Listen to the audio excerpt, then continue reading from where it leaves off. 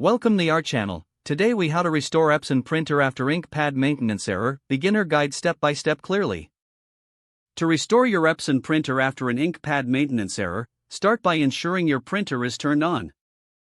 Next, locate the maintenance reset tool for your specific model online. Download and install the reset utility on your computer. Open the reset utility after installation. Connect your printer to your computer using a USB cable. Select your printer model from the drop-down menu click the Reset Ink Pad button. Follow the on-screen instructions to complete the reset process. Once completed, disconnect the printer from the computer. Turn off the printer and then turn it back on. Check the printer's display to confirm that the error message is cleared.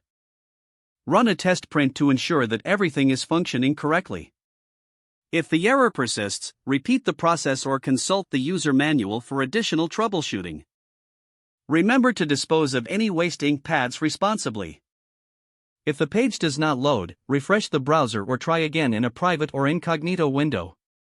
Make sure you are using the correct email address, then retype it carefully to avoid small typos. If your password is not accepted, use the reset option and create a new strong password you can remember. Check your spam folder for verification or security emails, then complete any requested confirmation steps. Enable two-factor authentication if available to improve account security and reduce unauthorized access risk.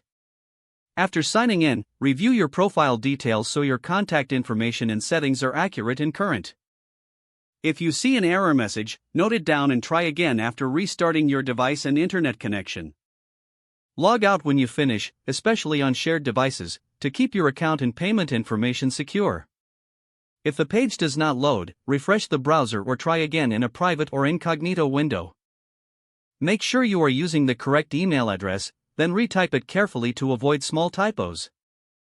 If your password is not accepted, use the reset option and create a new strong password you can remember. Check your spam folder for verification or security emails, then complete any requested confirmation steps. Enable two-factor authentication if available to improve account security and reduce unauthorized access risk. After signing in, review your profile details so your contact information and settings are accurate and current.